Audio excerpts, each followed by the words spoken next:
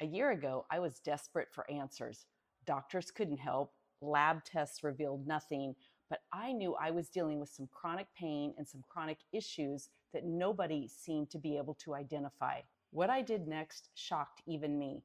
I decided to eat meat only for about 90 days. Here's what happened when this former moderate meat eater went full-blown carnivore. I have a lot to share, so grab your water, your electrolytes, coffee if you dare, and let me explore with you my journey, the lessons, the good, the bad, and all that I've learned along the way.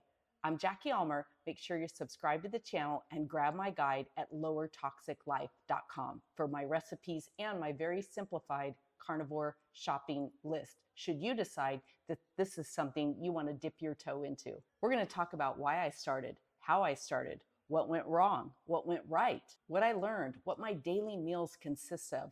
1 meal a day, 2 meals a day. A lot of fat, limited fat. How do I balance my fat to protein ratio? How I shop, how I prep for success, how I handle social situations and friends and family who mean well but don't truly understand why I'm doing what I'm doing and might possibly think I'm crazy. I'm also going to share the importance of community and my biggest takeaways from going to my very first meetup. The first thing I want to start with is know this: every body is different. We're all very individual, even different than our siblings, our parents, our own children, even those who we share DNA with. Every body is different. And so much of it depends on things that we don't really factor in. Where were you born? Were you a vaginal birth? Were you breastfed as a baby? How much were you on antibiotics? Vaccinated, not vaccinated? Do you take in a lot of over-the-counter medications? Where do you live? Do you eat locally? Do you eat seasonally? So many different things make up how our bodies are going to react to different things. So I really want to encourage you to keep that at the forefront if you're considering doing this, because you're going to read some big guru, some influencer on YouTube or Instagram talking about their journey. You might even look at that person and think, I look similar, but the reality of it is you're very, very different, and their experience might not be the same as what your experience is. You might listen to 10 different stories and think, well, I see a little bit of myself in each one of these. And that's great, because it's really, truly up to you to test and try and tweak until you find exactly what fits for you. And 1 year into this journey, that's exactly where I am. I have a pretty good idea now of what works with my body, what doesn't work with my body, fat protein ratios, and all the rest of that. So again, listen and apply your own logic test to it. Ask yourself, does this seem logical? Does it make sense? Is it something I can do? Is it something I will do? So my backstory, in case you haven't been following my channel, I've considered myself basically a health nut for years, all of my life, really and truly. And I was doing what I really felt was the right thing, eating a paleo, keto, Mediterranean diet kind of mix. No ultra processed foods, or I should say very little. I'm not a purist, so from time to time I slip up like everybody else, but I didn't eat a lot of processed foods, didn't add a lot of extra sugar, very few grains, if any. I was eating a diet mostly made up of 80% fruits, nuts, vegetables, seeds, and 20% protein and fat somewhere sprinkled in there. So give or take a little on both ends. I didn't really track my macros carefully. I really paid attention to eating intuitively and paying attention to how my body felt before I ate, after I ate, and even 12 hours after eating, to see how my digestive and elimination systems were working. And so I was really surprised as I came into perimenopause in different areas of my life, different times of my life, and started experiencing chronic pain, joint inflammation, muscle stiffness, a little bit of what I would almost deem to be arthritic kind of conditions. And I started having some definite digestive and elimination issues, just a lot of pain and unsettled stomach and a lot of different things that I really could not put my finger on and describe, nor could the doctors or the lab tests, which is what led me down the route that many of us take. I went to Dr. Google, which led me to Dr. YouTube, and slowly but surely, watching different videos, I started uncovering some different things. Now, the reality of it is, I wasn't suffering from anything majorly debilitating, but it was stopping me from doing the things that I truly love. I was really having a hard time going out and hiking in the desert for my 4 miles that I love to do, or hiking anywhere, even traveling. A lot of the things that I really enjoy doing, I was limited because I would not want to go too far from the bathroom, or it would feel uncomfortable, or my digestive system, my gut basically would be unsettled, and I would just feel uncomfortable. Now, 6 months before I started a carnivore, mostly meat only based diet, I would have laughed at you if you would have told me this is something that I would factor into my daily life. But like many people, when you don't feel well, you're willing to try anything to see what's going to work. And that's where I was. Over time, as the YouTube algorithm kept putting things out in front of me, Dr. Ken Berry kept showing up in my newsfeed with the proper human diet and ultimately the carnivore diet. And after really binge listening to hours of videos by the carnivore doctors and people who I did put some faith in. I bought Dr. Ken Berry's book. I bought a lot of different books. I bought Dr. Sean Baker's book, and I started exploring and thinking, how can these people be totally wrong? And so I thought, what do I have to lose by giving this a 90-day try? And that's exactly what I set out to do.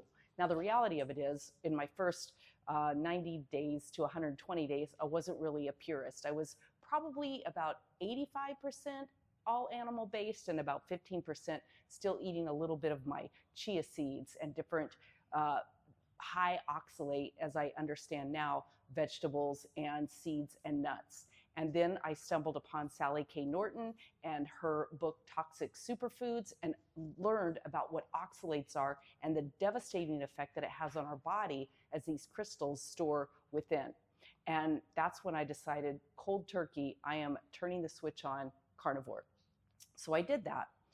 Let me back up just a little bit. I actually decided before I found Sally's information to go cold turkey because I wasn't quite getting the results that I wanted. I was watching everybody talk about how within a week or 2 weeks or a month, they were experiencing all this magical shift. And yes, I did have some amazing shifts. My brain fog started going away. My upper body strength returned. My desire to lift weights again and do some of that. My focus came back into alignment, but I still was having digestive and other issues. And that's when I decided to go cold turkey, full on carnivore. Well, that was great for about 2 to 3 weeks. And then all of a sudden, my digestive system just revolted. Now, I knew that this was normal, if you will. Like, I had already read all the books and been warned. I was prepared for, diarrhea or constipation or a lot of the things that can happen anytime you take on a new type of eating. I was prepared for that, but not prepared for the onslaught of super uncomfortable symptoms. And that's when I found Sally K. Norton and her book, Toxic Superfoods. And when I started reading that and listening to her, I thought, oh my gosh, she is literally describing me to a T.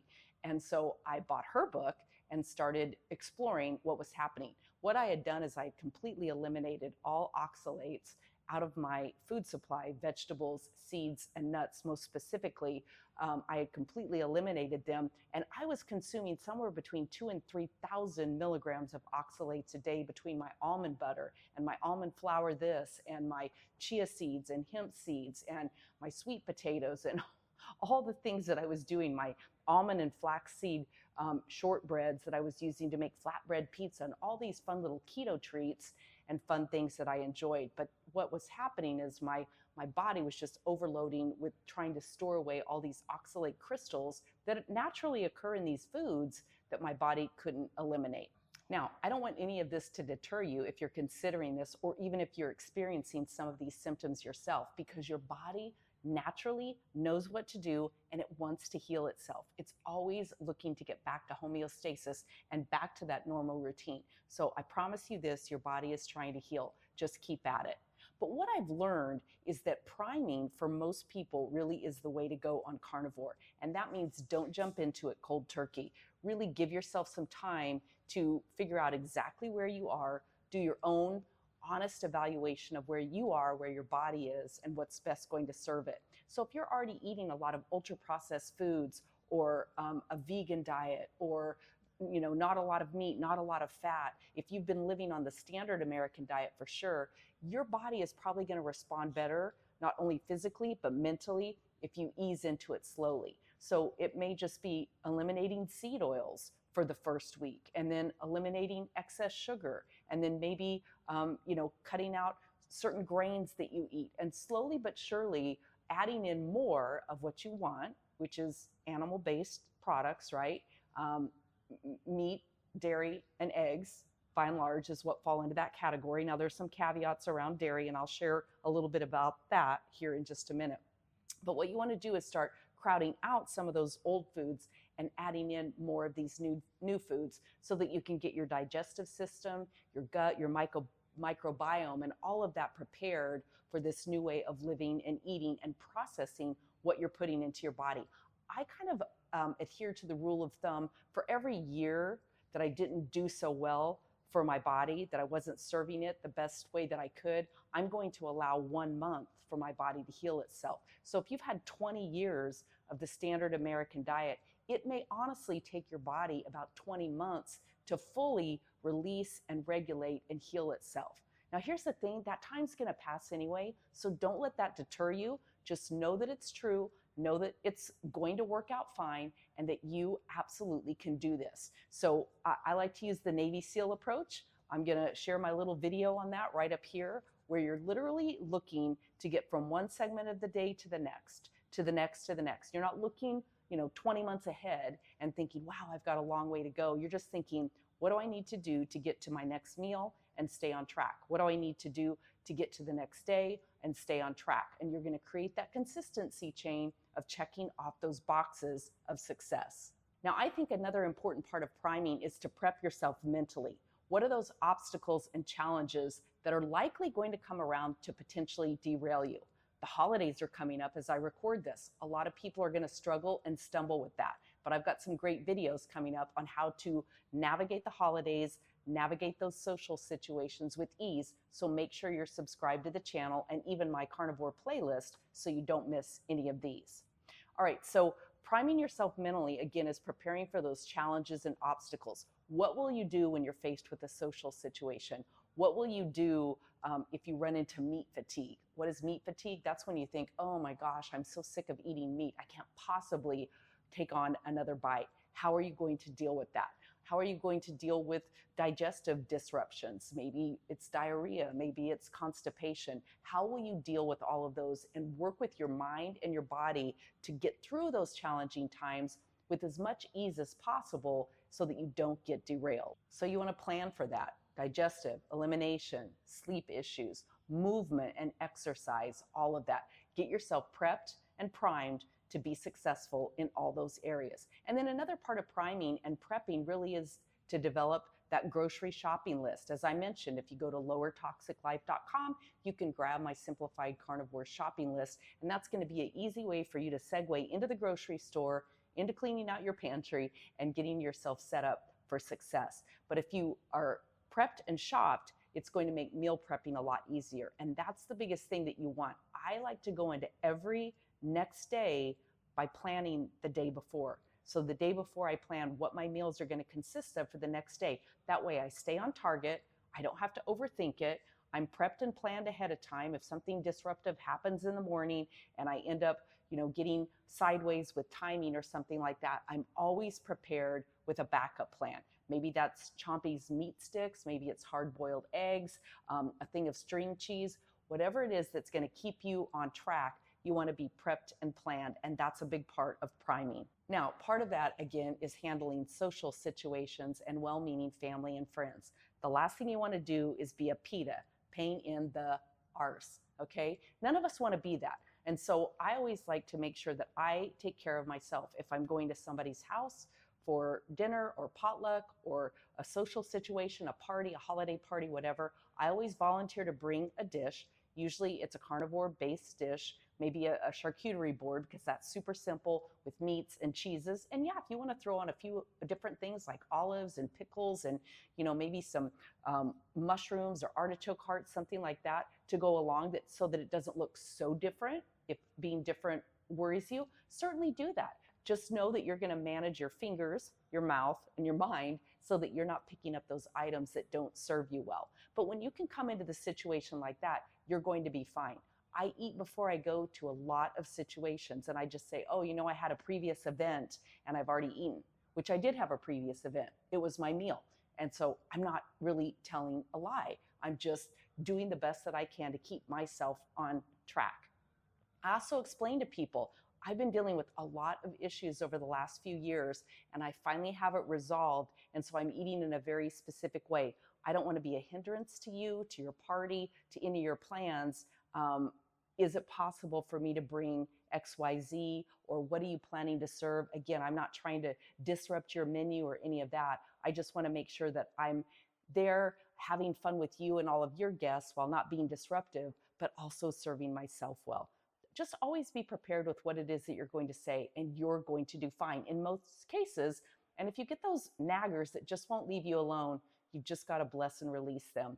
They know not what they speak of. They don't live in your body. They don't have to live in your body the next day. And you just have to learn to be firm, but kind, and set those boundaries. Now, I mentioned community, and this is where it can be so important. I mentioned that I attended my very first meetup back in July. Here's my video on it right here, the Steak and Butter Gang meetup in Montana. And that really changed everything for me. I spent 2 days totally immersed with a group of people where no explanation was needed. They knew exactly why I was doing what I was doing. They didn't pay any attention to what was on my plate, what I was drinking with water, whether I was using electrolytes or any of that. It literally took all of that discussion out. And so I was really able to sit with people and hear their stories and listen to their symptoms and, see what might align with me, listen to their pieces of advice and take what I needed and leave the rest. And so I really want to encourage you to get to a meetup, either locally or around the globe, really and truly, depending on where you are. I want to talk to you a minute about Meat Stock 2026. Hey, Wellness Warrior, if you're even thinking about carnivore, you've got to get to Meat Stock 2026 in Gatlinburg, Tennessee. The top doctors, experts, and real-life success stories, all in one place. Incredible meals, amazing community, and conversations that will change your health journey, just like it did mine when I attended my first Steak and Butter Gang meetup in Montana. Use my referral code LTL to get $50 off any ticket package of your choice. Go to meatstockconvention.com. I'll be there, and I hope to see you there too. So drop a comment if you're attending, as we will be meeting up with the Lower Toxic Life Warriors. You can reach out to me also by going to peakperformancehabits.com/contact. So I hope I'm going to get the chance to meet you there. There's some other things coming up. I'm going to Dr. Lisa Wiedemann's Cancun event in January, and I'll be sharing more about all these events that are coming up so that hopefully you can find something that's a fit for you. Because once you begin to make friends outside of your current friends and family that understand, and you don't have to explain yourself, it gives you a sense of accountability. It gives you a sense of validation. Not that you need that, but if you're looking for that, this is the best way to get that. All right, so what I've evolved to and how I eat in a day, because that's a question that comes up. At first, I was kind of all over the map, just trying to figure out my hunger signals and my satiety signals. And what I mean by that is we've been taught and conditioned really around the globe to eat by the clock. We eat 3 meals a day. Yes, there might be some snacks in between, which I'm going to encourage you to make that one of your first priming things, is to get rid of snacking. But we've been primed and taught to eat by the clock. Breakfast, lunch, and dinner. And those typically fall at a set time or around within a set window. And we've also mostly been conditioned to believe that dinner is the most important meal of the day. I've kind of swapped that. I'm going to make either breakfast, which I typically only eat 2 meals a day, so I'm breakfast and then early dinner. So I typically want to make breakfast my biggest, heartiest, most fulfilling meal of the day. That sets my body up to be satiated, to have brain power, to have fuel for my muscles and movement and all the things that I want to accomplish in the day. So I've evolved over the last year of testing, tweaking, eating first thing when I got up, eating around 8 in the morning, eating at noon, and then again at 6. I've been all over the place trying and testing it, and I've settled into a routine that works for me. Now, one of the things that we hear a lot once you get into this style of eating and living, and I know for me, I'm really about living in alignment with nature. I call it my cave woman collective, being set with the circadian rhythm, getting out in the morning sunlight, allowing my eyes to adjust and get that powerful sun red light that comes in. with the full spectrum that releases the right amount of cortisol that my body needs, that sets me up. And then I get out in the afternoon sunlight as well, as the sun is starting to settle down, and that also is a signal to my body to start shutting down, to start preparing for sleep and rest and all the rest of that. And so in doing that, I've tried everything. One of the things is that, especially they say for women, you need to eat about 50 grams of protein within 30 minutes of waking up. I tried that. It doesn't work so well for me. I'm just not, my body just is not on board with it. So at this point, I'm listening to that. Might that change? Absolutely, because I have let go of any of my old beliefs about food and diet and nutrition and the right time to do this and the right time to do that. I mentioned using logic. One of the things that I ask myself is, what would my ancient ancestors have done? Now, I realize they didn't have modern homes and technology and the good and the bad that all of that brings with EMFs and chemicals and environmental toxins. That's a whole nother story. And we have to live where we are and with what we've evolved to. But there are some steps that we can take to mitigate a lot of those damaging effects. So one of the things that I do is I ask myself, what would my ancient ancestors have done? Would they have eaten first thing when they got up? Well, not always, because sometimes they hadn't made a kill of an animal in days. And so they have to go out and do that. And so I also remind myself every few days, I've got to make sure that I'm lifting weights and moving my muscles. And I try to remind myself, I would have been out there, being part of the hunt, right? And helping drag the buffalo and bison, or the deer, or the bull, the wild cow, whatever it was. I would have been part of helping to bring that home. And that's part of working my muscles on a regular basis. So I asked myself, what would my ancestors have done? And I try to dial in intuitively. So typically I get up, I drink about 16 to 32 ounces of water with lemon to get me started, and some magnesium and potassium for electrolytes, and that's helping also with my oxalate issue. The lemon juice helps dissolve the crystals, and that helps me eliminate all the ones that are stored throughout my system, which most of us have. Not all of us are reacting to it the way that my body has, but for whatever reason it is. And so I use those tools to get that out. And then I might have some bone broth, or I might have some raw kefir, which, I'm using raw milk and testing out some of the raw dairy products to see if that fermented process, how that helps with my own digestive issues and my microbiome. Again, you have to test all this out for yourself. But then I typically eat a very good hearty breakfast somewhere between 8 and 9 in the morning. And then ideally, I like to close my eating window somewhere between 3 and 4:30 in the afternoon. Now, I realize social events come up, and so I'm willing to make allowances if it fits in for me for those different things. I don't want to live so strict and rigidly that I don't have any fun anymore, or I lose all my family and friends, but I just have learned to navigate what works best for me. So 2 meals a day is about what I have evolved into. All of this makes grocery shopping so easy. I mentioned my grocery shopping list, lowertoxiclife.com. You can grab that. But that simple grocery list is super easy for me to print off, or just take some notes off of, make a little list. What do I need? I'm basically eating meat, eggs, and dairy.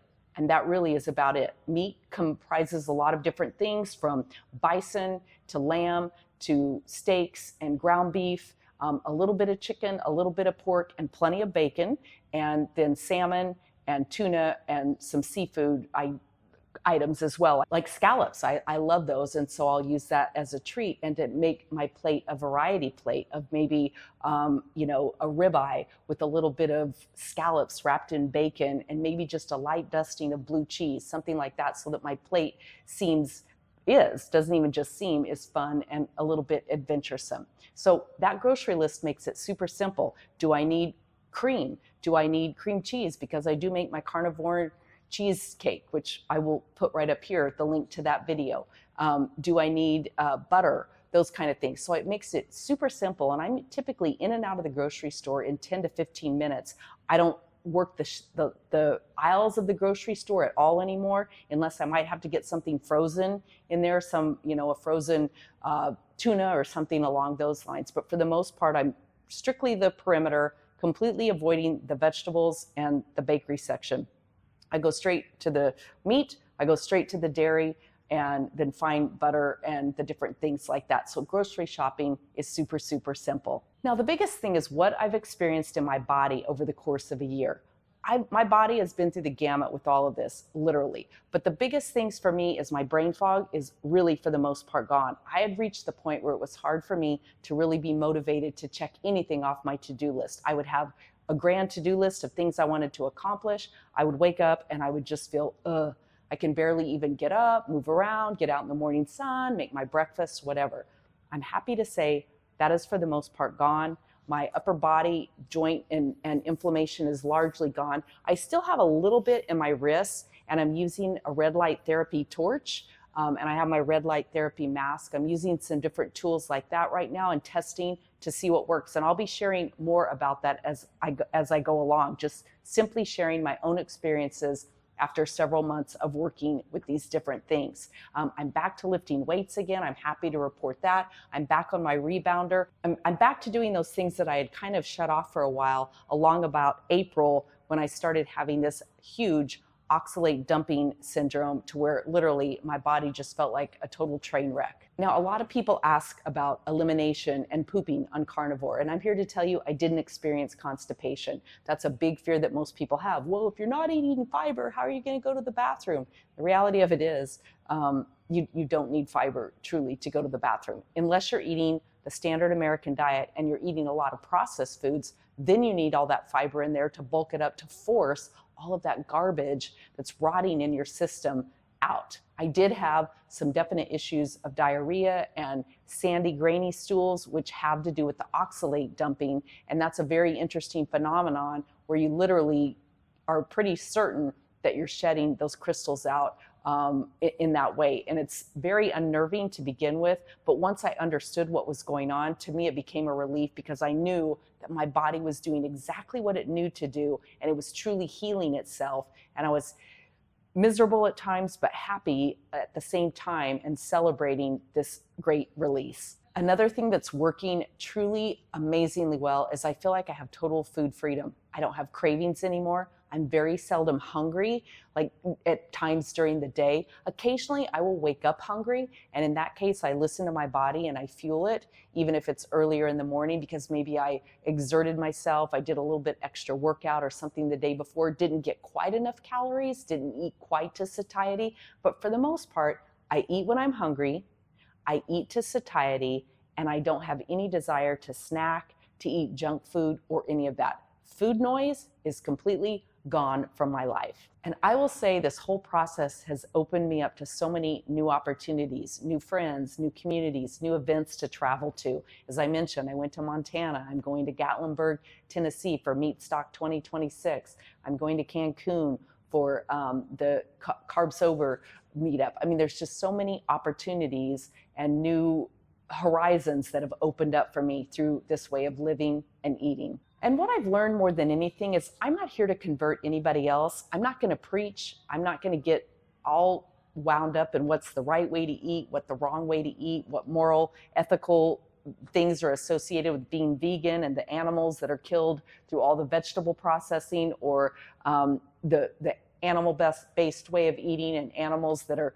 butchered or live inhumanely. I'm not for any of that. I'm really not. So I work really hard to source my local farmers, regenerative farmers, and eat responsibly with humanely raised animals. I'm really big into that. Am I a purist? No, absolutely not. But I'm doing my best and helping to raise awareness and to support those local farmers and ranchers and dairy people who are doing all of that great stuff, so that I can truly support their work and help spread the word.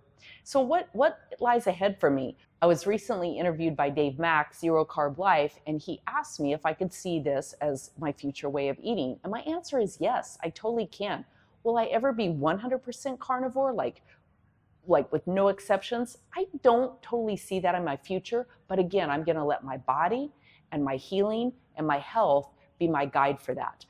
Do I like to cut up a pickle slice and half an avocado to put when I make my bunless cheeseburgers, which is, my ground beef with bacon and some blue cheese? Absolutely. I put a little bit of mustard on that. I have a little pickle. I have a little avocado. If those foods completely disrupted me, I wouldn't have them anymore. But again, I'm eating intuitively. I'm paying attention to my body, and I'm listening for those cues that tell me, yes, this works for you. No, this doesn't work for you. Currently, I am able to eat and process dairy. I try not to eat too much of it, but what I can tell you is along about April, by the time July rolled around, I had lost 11 pounds that I didn't really need to lose. So I was the rare example of kind of the underweight carnivore type person. And I knew I had to regain that weight. And one of the best ways to do that for me was through dairy and, beefing up, pun intended, what my actual intake was. And I will say this, I can definitely, when they say that, dairy is there to fatten up baby calves, or, I do a lot of sheep and goat too. I do believe that that's true. So I do believe that for the most part, all of us need to moderate how much of that we're taking in. If you have a food addiction, a carb addiction, or even a dairy addiction to cheese or any of that, it might not be right for you. You have to know your body, you have to know your mental state, and have to know what works for you. But I can tell you, as I've regained most of that weight, I'm starting to ease up on the amount of dairy that I'm taking in, because I can definitely see when I eat more dairy, I put on weight faster. That's just me in my 60s. That's just a reality. And so I think we have to be very careful, especially as women, men too. I can't speak for you because I'm not a man, but from a female's metabolic makeup, if you will, if you're younger, if you're in your 20s, 30s, even early 40s, and you're still in that fertility range, chances are you can handle eating sticks of butter all day or that extra fat intake. If you're 45 and up, if you're perimenopause, if you're, postmenopause, if you're any of those, you're going to have to figure that out for yourself, because what I'm gathering from my community of female friends, for most women 55 and up, they have to eat a little bit lesser fat to achieve their goals. So when you start hearing this 80-20, 80% fat, 20% protein, 70% fat, 30% protein, you have to figure it out for yourself. So I recommend, and I'm not a doctor or a scientist, but I recommend starting with maybe a 60-40 split, 60% fat, 40% protein, and then begin to just test and tweak and figure it out for yourself. How do you digest things? How do you eliminate things? Quite often, if you start having diarrhea, it's an overload of fat. Not always though. Every body is going to be a little bit different. And that's why I say you have to body hack yourself. You're going to have to test and try some different things for yourself and figure out exactly what works for you. And don't become so wed to that you're unwilling to change. It's like I said, I have found a really good groove for myself right now, but I'm willing to test that and change that anytime my body gives me the cue that I might need to, so that I can track and see ultimately what's going to take me to the point where I am at the optimal level that I'm going to get to. And I recommend that you do that as well. So as I mentioned, community is a big part of it. And we're starting to do events here in the Phoenix, Scottsdale area. So I'm going to put a link here that you can go to so that you can find out more about what we're doing here locally if you'd like to join us, or if you have any events that you are looking at or that you know of, please reach out to me through that same link and let me know about them so I can help promote those out to others. Because once you get around other people who understand what you're going through, what you're experiencing, why you're trying it, it just really makes things so much simpler. So again, make sure you're subscribed to the channel. Drop me a comment. Let me know, are you doing carnivore? Are you ketovore? Are you exploring it? Where are you in your journey? Make sure you grab my guide, again, at lowertoxiclife.com. I do have a playlist here that's going to explain my oxalate situation, if that's something you may be experiencing. I have a playlist here also on my carnivore journey, and I look forward to meeting you at a meetup somewhere where we can share our stories and I can cheer you on. Again, I'm Jackie Elmer. Thanks for spending this time with me and joining me as I recap my last year on carnivore.